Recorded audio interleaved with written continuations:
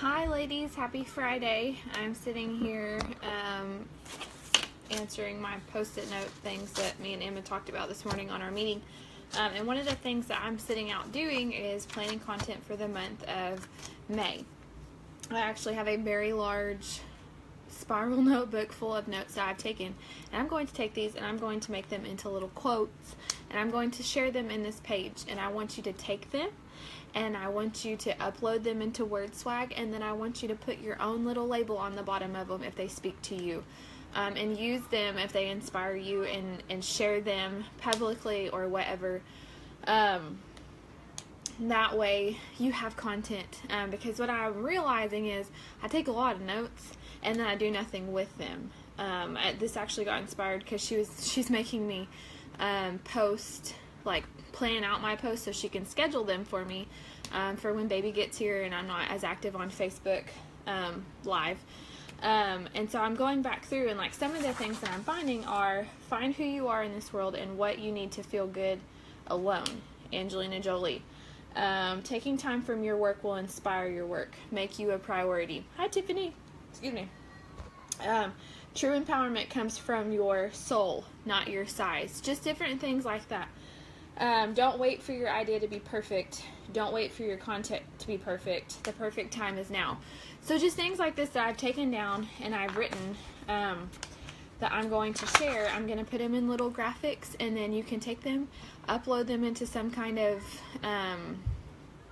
word editing thing or picture editing thing. PicMonkey, Rona Designs, WordSwag. I'm trying to think of some other ones. Whichever one you can put your brand on, and then share them. Make them your own. If you like the quotes and you have WordSwag is my favorite because it's the easiest to use. They provide backgrounds. All you have to do is literally put your quotes in there, and then you can upload, like I put Kay McGilvery Fitness on a lot of things because it links to my like page, and then you can share that. Different kind of things that you've noticed around you when you're listening to personal development. Something I've been doing is when I lay down in the afternoons, I'll put my headphones in and I'll listen, but I'll have my Google Keep open on my phone while I'm listening, and I'll make a note of something she says if it speaks to me, and then I'll save it as a quote on my Google Keep, and I'll give it a certain color, and then I can just go back to that. Google Keep is a fabulous tool if you are looking for something to save your post. Those are awesome little gold nuggets, all about the uplifting quotes. Oh, thanks. I love my hair. Let's see. When should I share? Sharing is now. Like, your story is going to change so much. So don't wait for the perfect time to have the perfect thing to say, because that's never going to happen. Like, never going to happen. Let's see. Trying to think. There's some good stuff in here. Sharing the value in what you're doing. Everyone wants to post everything. The most interesting posting is in the progress. You're not going to... I love that people have followed me since the beginning, because it shows where I came from. I didn't always used to be inspiring. I didn't always used to have an encouraging word. I used to post random crap like everyone else. But now I'm understanding in the random crap there can be value added to that. Do you want recognition before you've taken responsibility? That's a big one. Highlighter. Gonna circle that one. Do you want recognition before we've taken responsibility? I posted the Melanie Mitro thing about leadership. Leadership is scary to a lot of people. Becoming a coach, not necessarily knowing what a coach is scary to people, because they feel like, oh my gosh, now I have to lead people. When you hit a certain rank, you're like, oh my gosh, I can't just keep doing what I'm doing. Now I have to micromanage people. That's not the case. Because when you stop doing what got you there, then you stop being a leader. A leader is someone that leads from the front. So you have to take responsibility for your business and keep moving forward. If you want to do the groundwork when it doesn't make sense, you have to be persistent when you can't see the purpose. That's a huge one. Ground game is preparation. You have to be prepared.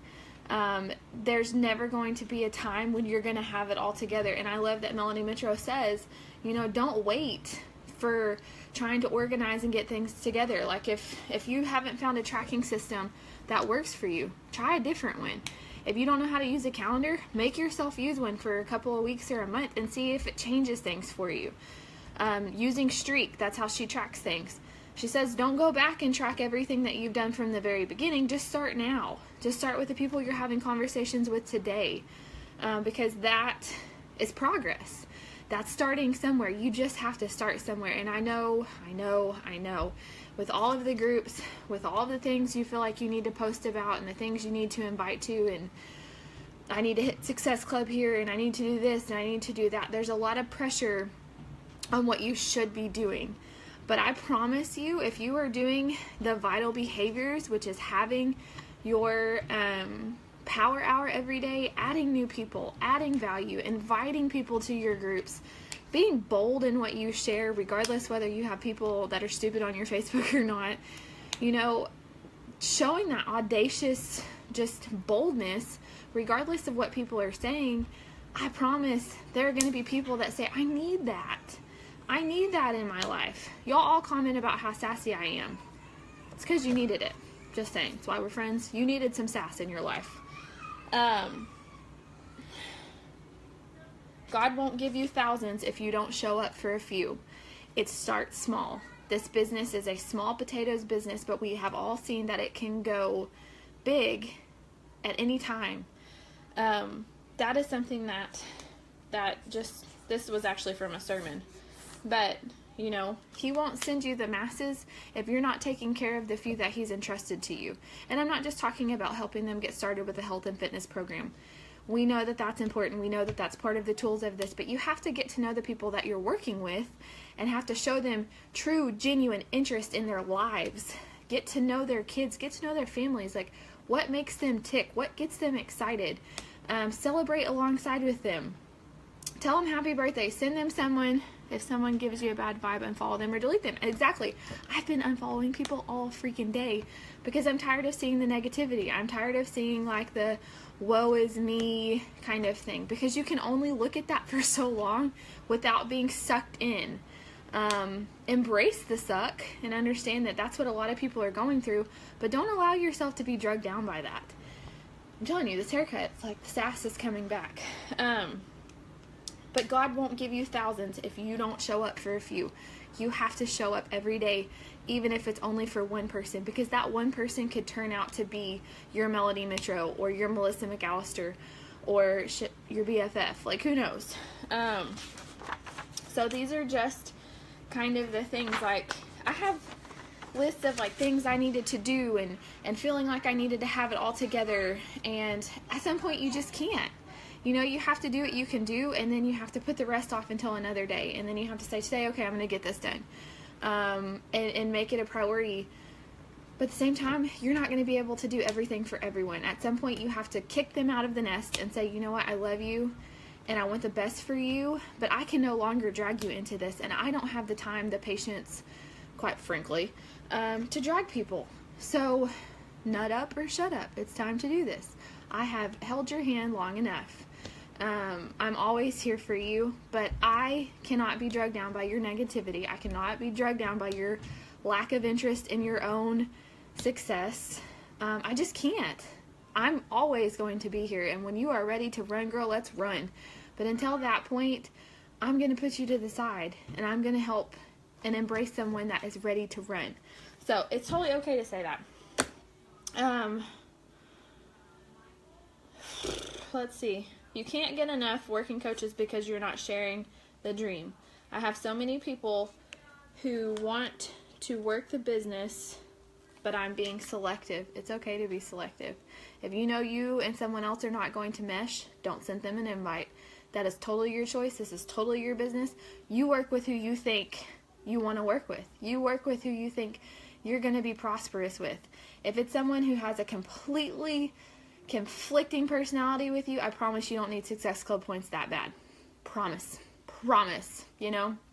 And if they come to you, say, you know what, I really don't think at this time I'd be the right option for you, but I have someone that I think is going to be perfect for you.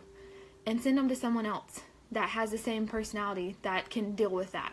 I've done that before because it's just not worth the hassle.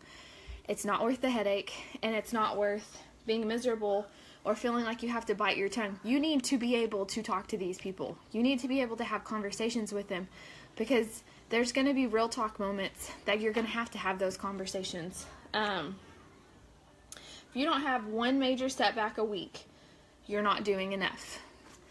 Woo! Can we get a praise and worship on that one? Just something that was just boom. So, who do you need to become